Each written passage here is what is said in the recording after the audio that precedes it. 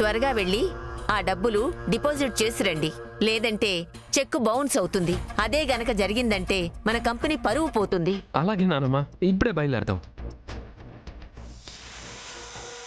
అమ్మా ప్లీజ్ అమ్మా, నాకు మాట ఇవ్వమ్మా, మాట ఇవ్వమ్మా. భర్త ద్రోహం చేశాడు అన్న బాధలో చనిపోవాలి అనుకున్నాను. కానీ ఎంతో ప్రాణంగా పెంచుకున్న బిడ్డ గుర్తుకొచ్చి ఆగలేకపోయాను. నాన్న ఉత్తమ్, ఇంకెప్పుడు ఇలాంటి పిచ్చి పని చెయ్యను నాన్న. మీ ఇద్దరి కోసమే నేను బతుకుతాను, బతికి తీరుతాను నాన్న. థ్యాంక్స్ అమ్మా, థ్యాంక్ యూ సో మచ్.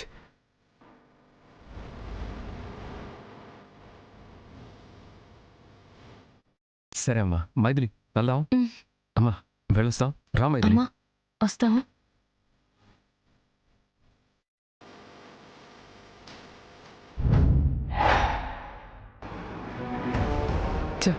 మామయ్యకి వయసు పెరిగింది కానీ బుద్ధి మాత్రం పెరగలేదు. అసలు దేవత లాంటి అమ్మకి ఎలా అన్యాయం చేయాలనిపించిందో నాకిప్పటికీ అర్థం కావట్లేదు. పుట్టుకతో పుట్టిన బుద్ధి పుడకల దాకా పోదు అని ఒక సామెత ఉంది. అలాగా అయినా పుట్టుకతో వచ్చిన బలహీనతలు ఎలా పోతాయండి? అది నిజమే. అవును, మామ బుద్ధులు అల్లుడికి వస్తాయి అంటారు కదా. కొంపదీసి మీకు కూడా అలాంటి బుద్ధులేమీ లేవు కదా? ఆయన ఏమైనా నాకు మేనమావా, ఆయన బుద్ధులు నాకు రావడానికి? ఏమో, 6 నెలలు సావాసం చేస్తే వాళ్ళు వీళ్ళు అవుతారు అంటారు. మీరు 25 ఏళ్లుగా ఆయన దగ్గరే పెరిగారు. మీకు కూడా ఆయన బుద్ధులు వస్తాయేమోనని భయంగా ఉంది. ఓహో, నన్ను ఆట పట్టించడానికి ట్రై చేస్తున్నావా? మైథిలి, నువ్వు చెప్పింది కూడా నిజమే. నీకులాగే నాకు కూడా భయంగా ఉంది. భయమా? ఎందుకు? అదే మా లీలాకృష్ణ మావయ్యలాగా వేరే అమ్మాయిని నేనేమైనా గోకుతానేమో అని. చంపేస్తాను, ప్రాణాలు తీసేస్తాను. నన్ను కాకుండా మరొక అమ్మాయిని చూశారంటే నేను చచ్చిపోతాను. నువ్వు నన్ను చంపుతావా లేదంటే నువ్వే చచ్చిపోతావా? 2 చేస్తాను. అయినా నాలాంటి అందమైన భార్య ఉండగా మీకు ఇంకొక అమ్మాయితో పనే ఉంటుందండి? అదేం మాట, మా శుభప్రదమ్మ కూడా అందంగానే ఉంటుంది కదా. అయినా మా లీలాకృష్ణ మావయ్య వేరే అమ్మాయిని చూడట్లేదా? నేను కూడా అంతే. అంతేనా? అంతేనా? సరే చెప్తాను, ముందు కారు ఆపండి. అదేంటి కారు ఆపమ్మనగానే ఆపేశారు? అంటే నన్ను కారు దిగి వెళ్ళిపోమ్మనే కదా? వెళ్ళిపోతానులేండి. హలో, ఒకసారి అటు చూడు. హాయ్ అన్నయ్య. హాయ్ మైథిలి. హాయ్ రా. నేను ఆపింది నీ కోసం కాదు, వాడి కోసం. అవునరా, నువ్వు ఇక్కడేం చేస్తున్నావు? నా కారు బ్రేక్ డౌన్ అయిందిరా. దగ్గరలో మెకానిక్ షాప్లు ఏం లేవు. మెకానిక్కి ఫోన్ చేస్తే 1/2 అవర్ పట్టుద్దన్నాడు. కాకపోతే నేను అర్జెంట్గా ఆఫీస్కి వెళ్ళాలి. అంత అర్జెంట్ పనే ఉందిరా? ఈరోజు ఆడిటర్ వస్తా అన్నాడు. ఆ అకౌంట్స్ అన్ని సెటిల్ చేస్తే నేను GST ఫైల్ చేసుకోవాలి. అలాగా, సరేరా కూర్చో, నేను ఆఫీస్ దగ్గర డ్రాప్ చేసి వెళ్తాం. మీకెందుకు లేరా, మీకు లేట్ అవుతున్నట్టుంది, మీరు వెళ్ళండి. పర్వాలేదులే అన్నయ్య, మేము వెళ్తుంది బ్యాంకే కదా. ఒక 10 నిమిషాలు లేట్ అయినా ఏం ప్రాబ్లం లేదు. మీరు రండి, డ్రాప్ చేస్తాం. ఎక్కువ మాట్లాడుకురా, వచ్చే రండి. ఒక్క నిమిషం.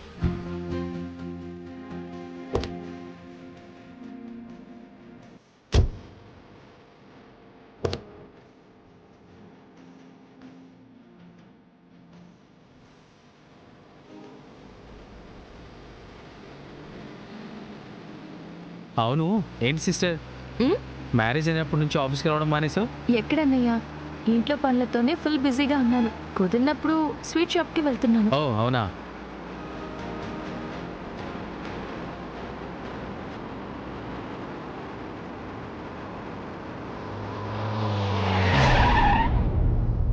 ఏంట్రా ఇక్కడ ఆపావు?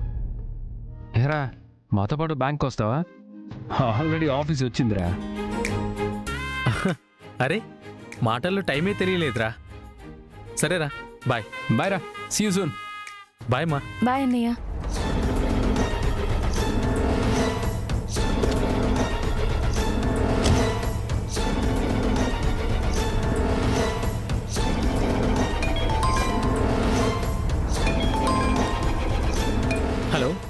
వచ్చేస్తున్నానండి.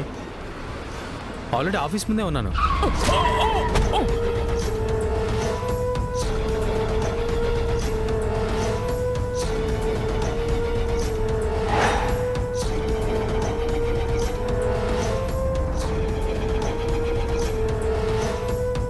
అయ్యో, ఎవరైనా? ఇదే ఆఫీస్కి వస్తూ ఉంటాడండి. బహుశా ఈ ఆఫీస్లో జాబ్ చేస్తుంటాడేమో. పాపం దెబ్బలు బాగా తగిలాయి, స్పృహ తప్పి పడిపోయాడు. అంబులెన్స్కి ఫోన్ చేయండి.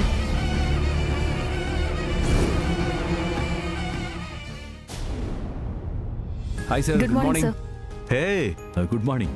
What a surprise. రండి కూర్చోండి. Yeah, Janakiramaiah group of company CEO, ఆయన భార్య ఇద్దరూ కలిసి మా బ్రాంచ్కి రావడమా? చాలా సర్ప్రైజింగ్ గా ఉంది మైథిలి. ఇందులో సర్ప్రైజ్ ఏముంది సార్? క్యాష్ డిపాజిట్ చేయడానికి వచ్చాం. ఎనీవే, మా బ్రాంచ్కి వచ్చారు. Coffee or tea? No sir. No sir, thank you. ఒక పెద్ద అమౌంట్ డిపాజిట్ చేసుకుని రిసిప్ట్ ఇస్తే బయలుదేరుతాం. ఓకే, ఇప్పుడే క్యాషియర్ని పిలుస్తాను. హలో రాఘవా, ఒకసారి క్యాబిన్కి రా. Okay sir. ఇంకేంటి సంగతులు మైథిలి? ఎలా ఉంది నీ married life? Super sir. Uttam garu లాంటి హస్బెండ్ దొరకడం really I'm lucky. Sir. Raghava, బ్యాగులో క్యాష్ ఉంది, ఒకసారి కౌంట్ చేసి రిసిప్ట్ ఇవ్వు. Okay sir. తీసుకోండి.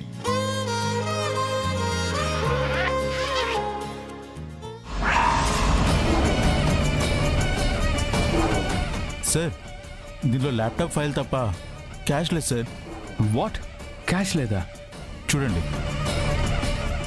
అయ్యో,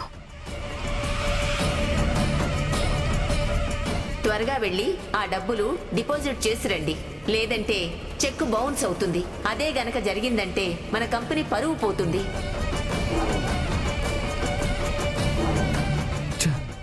డబ్బేమైంది? ఏమండి? అదేంటి మైథిలి, బ్యాగులో 50 లక్షలు ఉన్నాయన్నావు? తీరా చూస్తే ఇక్కడ ఫైల్స్ ల్యాప్టాప్ తప్ప ఏమీ లేవు. తెచ్చేటప్పుడు చూసే తెచ్చారా? సార్, కళ్ళారా చూసి చేతులతో లెక్క పెట్టి మరీ తీసుకొచ్చాం సార్. మరైతే క్యాష్ ఏది? మాకు అదే అర్థం కావట్లేదు సార్. ఇంటి దగ్గర నుంచి బయలుదేరినప్పుడు ఈ బ్యాగ్లో డబ్బులు ఉన్నాయి సార్.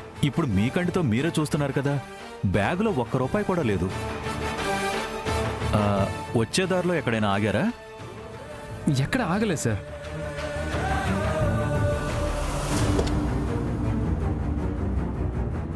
సార్, ఆగాను సార్. ఎక్కడ ఆగారు? ఈయన ఫ్రెండ్ గిరిగారు లిఫ్ట్ అడిగితే అక్కడ ఒక్కసారి ఆగాం సార్. గిరి అంటే మీ క్లోజ్ ఫ్రెండ్? అవును సార్. అతనేమైనా? చాచా, వాడు అలాంటి వాడు కాదు సార్, చాలా మంచివాడు. పైగా వాడు నా బెస్ట్ ఫ్రెండ్. మరైతే ఇంటి దగ్గర బయలుదేరితే అక్కడి నుంచి బ్యాంకు దాకా ఎక్కడ ఆగలేదు, అలాని ఎవరూ కొట్టేయలేదు.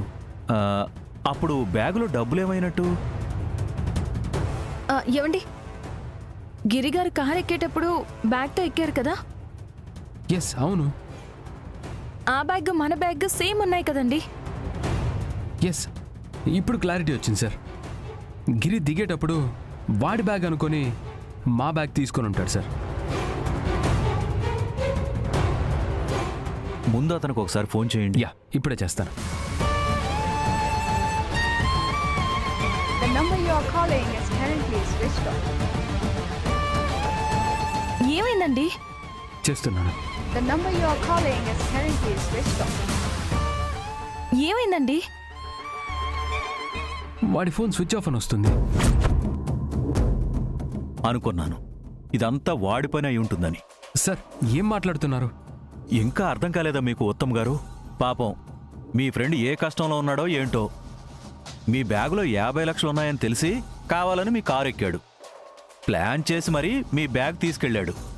ఫైనల్గా స్విచ్ ఆఫ్ చేసి ఎక్కడో ఎంజాయ్ చేస్తూ ఉంటాడు. సారీ సార్, దయచేసి నా ఫ్రెండ్ గురించి మీరు అలా తప్పుగా మాట్లాడకండి. సార్, ఎవరిని గుడ్డిగా నమ్మకూడదు సార్. డబ్బు విషయంలో అందరినీ అనుమానించాల్సిందే.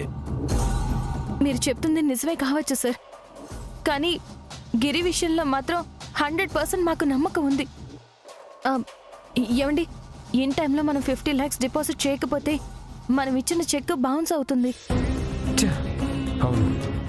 మరి ఇప్పటికిప్పుడు అంత డబ్బు ఎక్కడి నుంచి తీసుకురావాలి? నిజమేనండి, 1-2 లక్షలు అయితే ఫ్రెండ్స్ని అప్పు అడగచ్చు, కానీ 50 lakhs ఇప్పటికెప్పుడు ఎవరిస్తారు? ఎలా డిపాజిట్ చేస్తాం? ఏంటి 50 lakhs డిపాజిట్ చేయకపోతే మీరిచ్చిన చెక్ బౌన్స్ అవుతుందా? అవును సార్. మా అశ్రద్ధ వల్ల ఈ డబ్బులు పోయాయని తెలిస్తే అజాగ్రత్తగా ఉండటం వల్లే ఇన్ని లక్షలు పోయాయని మమ్మల్ని చాలా చీప్గా చూస్తారు. కరెక్టే సార్, కానీ ఇప్పటికిప్పుడు మీకు 50 lakhs ఎవరిస్తారు సార్?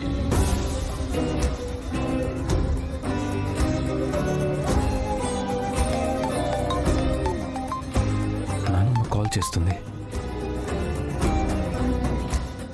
హలో నానమ్మ. ఉత్తమ్, డబ్బు డిపాజిట్ చేశారా? డబ్బు డిపాజిట్ చేసావని అడుగుతుంది.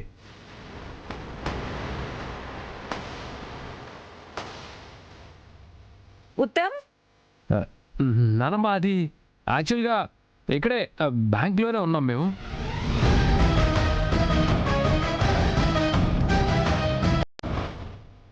ఏంటి డిపాజిట్ చేసామని చెప్పండి. ఏయ్ చెప్పండి చెప్పండి. నానమ్మ, డబ్బులు ఇప్పుడే నేను డిపాజిట్ చేశాను నానమ్మ. అలాగే. నేను మళ్ళీ చేస్తాను, బ్యాంక్లో ఉన్నాను. మైథిలి, ఎందుకు అలా చెప్పించావు? ఒక్క నిమిషం అండి సార్, మీరే మాకు లాస్ట్ హోప్ సార్, మీరే హెల్ప్ చేయాలి సార్. ఏం మాట్లాడుతున్నావు మైథిలి? నువ్వేమైనా 50,000 అడుగుతున్నావా? 50 lakhs అడుగుతున్నావు. అంత డబ్బు నా దగ్గర ఎందుకుంటుందమ్మా? సార్ ప్లీజ్ సార్, మీరే మమ్మల్ని గండం నుంచి గట్టెక్కించాలి. ఏం మాట్లాడుతున్నావమ్మా?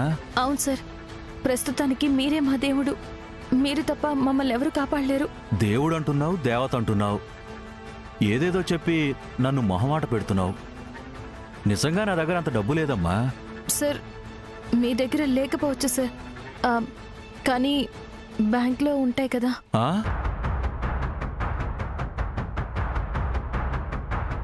ఏం మాట్లాడుతున్నావమ్మా?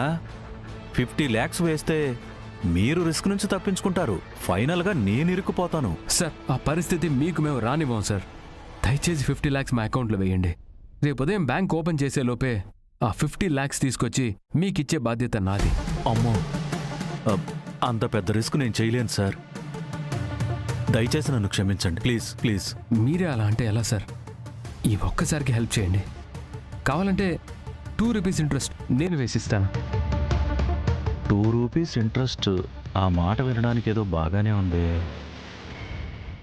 రాఘవ, ఒకసారి డోర్ క్లోజ్ చేయి. Okay sir.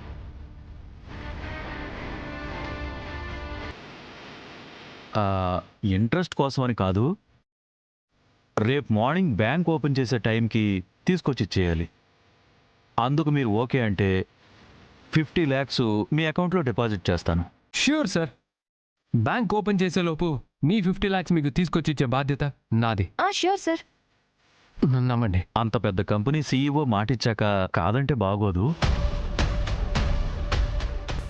రాఘవ, ఈ విషయం నీకు నాకు సార్ వాళ్ళకి తప్ప ఇంకెవరికి తెలియకూడదు. Okay sir. ఓకే సార్, మీరు వెళ్ళండి. మీ అకౌంట్లో నేను డిపాజిట్ చేయిస్తాను. Sure sir. Thank you sir.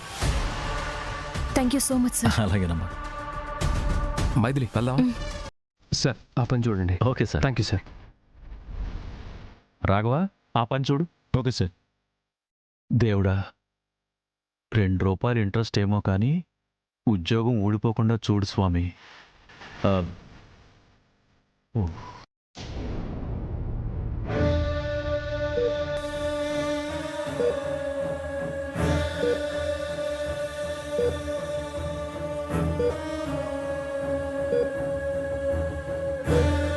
Sister, చెప్పండి డాక్టర్.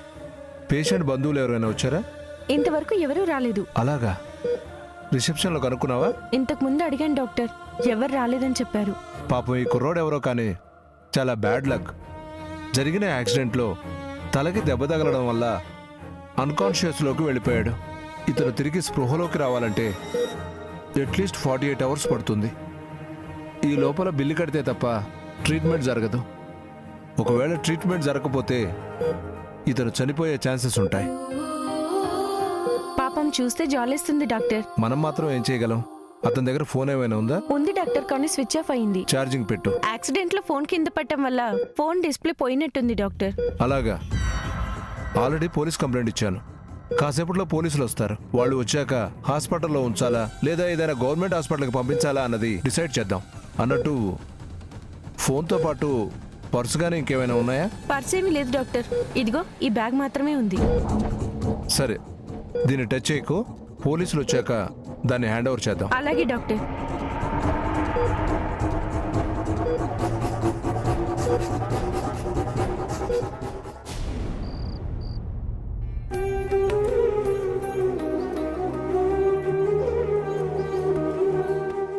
నాన్న ఉత్తమ్, చెక్కు ఎక్కడ బౌన్స్ అవుతుందోనని చాలా మదనపడ్డాను.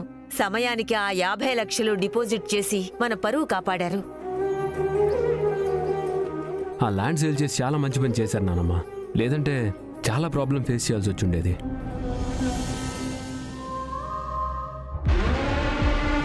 ఏమండి, రేపు మార్నింగ్ వరకు ఆ మేనేజర్కి 50 లక్షలు ఇవ్వకపోతే అసలు ప్రాబ్లం అప్పుడు స్టార్ట్ అవుతుంది. నువ్వేం టెన్షన్ పడకు. ఆల్రెడీ ఫ్రెండ్స్ని అడిగాను, 99% అరేంజ్ చేస్తామన్నారు. పోనీలేండి, ఈ మాట విన్నాక నా మైండ్ కాస్త రిలాక్స్ అయింది. చాలు చాలు చాలు.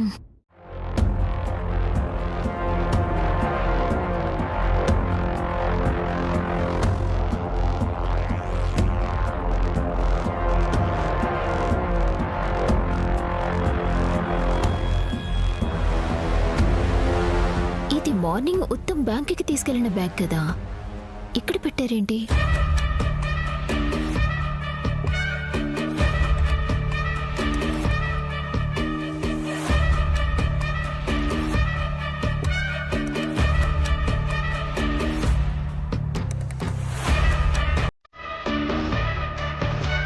ఇదేంటి, గిరిగాడి డీటెయిల్స్ ఇందులో ఉన్నాయి అంటే ఇది గిరి బ్యాగా?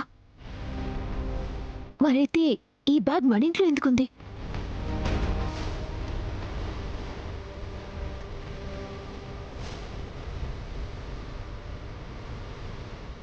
Laptop, office files. అవును, ఇది ఆఫీస్ బ్యాగే. కానీ బ్యాంక్ నుంచి వచ్చేటప్పుడు మైత్రి వాళ్ళు ఇదే బ్యాగ్ తెచ్చారు. తెస్తే కిస్తే డబ్బులు బ్యాగ్ తేవాలి, కానీ గిరి బ్యాగ్ ఎందుకు తీసుకొచ్చారు? ఎక్కడో ఏదో తేడా జరిగింది.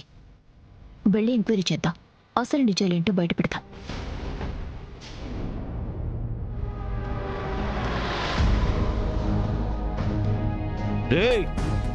సామాన్లన్నీ మా ఇంట్లో పెడతారేట్రా? కొంపదీసి ఏరే ఇంటికి తీసుకెళ్లాల్సినవన్నీ మా ఇంటికి తెచ్చారా ఏంటి? మేడం గారే తెమ్మన్నారు. లేదల్లుడు గారు, నేనే తెప్పించాను. మీరు తెప్పించారా? ఎందుకత్తయ్య గారు? రేపు మీ పెళ్లి రోజు కదా లీలాకృష్ణ గారు. అమ్మమ్మ గారు మీ పెళ్లి రోజుని చాలా ఘనంగా జరిపించడానికి ఏర్పాట్లు చేయిస్తున్నారు. అవును కదా, రేపేమో పెళ్లి రోజు. గుర్తొచ్చింది. చివరికి పెళ్లి రోజు కూడా ఎవరో చెప్తే కాని గుర్తుకు రానంత బిజీ అయిపోయారన్నమాట. శుభప్రద, ఊరికే అన్నా, మన పెళ్లి రోజు నాకు గుర్తు లేకపోవటం ఏంటే? ఊరినాయను, మన స్వాతి బంగారంతో రేపే ఊరోజులో పెట్టి పారిపోయి ఏరే దేశంలో పెళ్లి చేసుకుందామని చెప్పాను. స్వాతి కూడా రెడీగా ఉంది. ఆలస్యం చేసామంటే పెళ్లి రోజు వంకతో నన్ను ఇక్కడే లాకింగ్ చేసేస్తారు.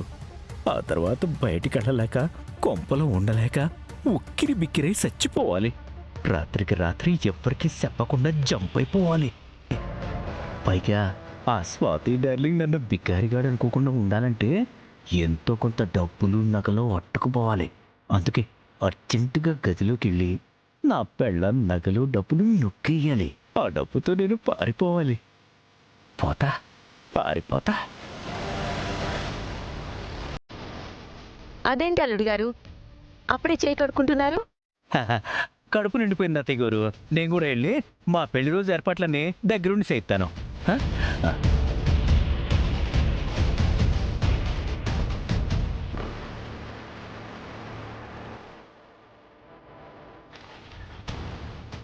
హలో మైథిలి,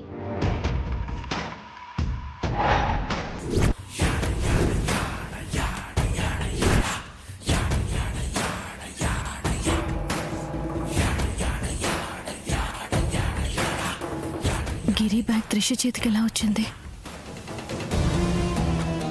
ఛ! ఈ బ్యాగ్ ఎవరికి దొరకకుండా దాచినా బాగుండేది. అనవసరంగా ఇది ఇంట్లో పెట్టాం. ఇది మీరు ఉదయం బ్యాంకుకి తీసుకెళ్లిన బ్యాగ్ కదూ? అవును త్రిష. కాదు, అబద్ధం. మస్తకే అగ్ని యస్య స ఏవ అస్తి బ్రహ్మ